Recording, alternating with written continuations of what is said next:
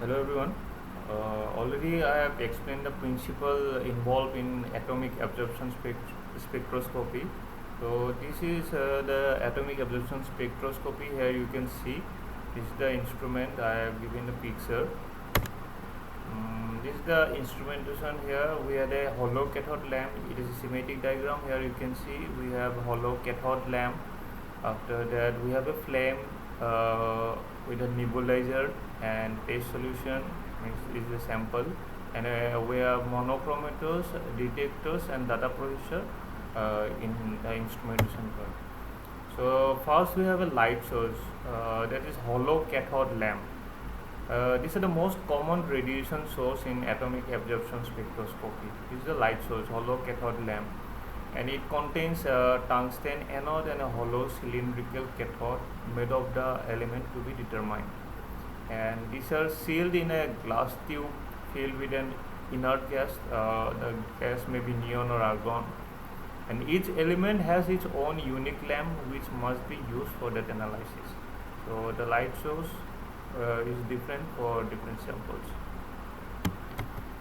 After that, here you can see the hollow cathode lamp where we have a glass tube. This is a quartz window and a Pyrex body that is in the neck.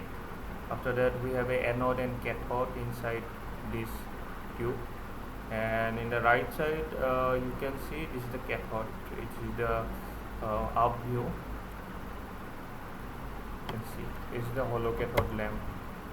After that, we have a nebulizer. So, what is the function of nebulizer? So, it sucks up this liquid sample at a control rate. Okay, it sucks up at a controlled rate, a specific amount it sucks, and create a fine aerosols spray for introduction into flame, and mix the aerosols and a fuel and oxidant thoroughly for introduction into flame. So we have to introduce these aerosols along with the fuel and oxidant to the flame. So this is the function of nebulizer.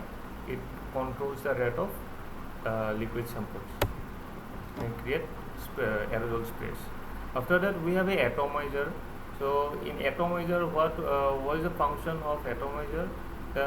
Actually in AAS, that is atomic absorption spectroscopy, the elements which to be analyzed needs to be in atomic state. So we have to make the sample or element in atomic state.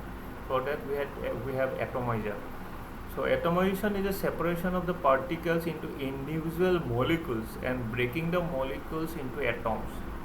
So this is done by exposing the analyte to high temperature in a flame or graphite furnace. So we have to make the atom. This is the atomizer. We have two type of atomizer. That is one flame atomizer and another one is a graphite tube atomizer. In flame atomizer, to create the flame, we need to mix an oxidant gas and a fuel gas. In most of the cases, air acetylene flame or nitrous oxide acetylene flame is used.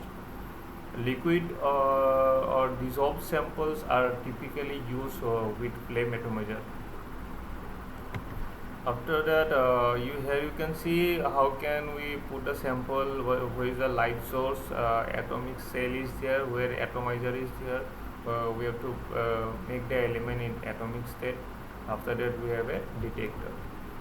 Then first one is flame atomizer. After that, graphite tube atomizer. Here they uses a graphite coated furnace to vaporize the sample. In this graphite AS sample,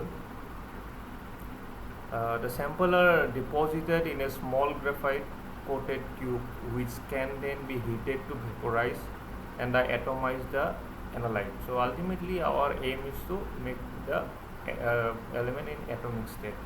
The graphite tube are heated using a high current power supply. So after that we have monochromator. This is very important part in atomic absorption spectrometer. It is used to separate out all of the thousand of lines, like different lines are there, so we have to select one or two. So for selection of the lines we have monochromator. A monochromator is used to select the specific wavelength. So we have thousands of lines mean thousands of wavelength.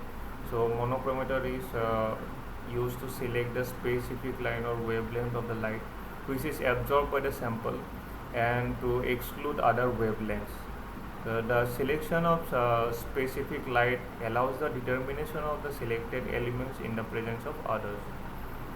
So this is the thing of instrumentation, and the remaining part I am going to explain in my next video. Thank you.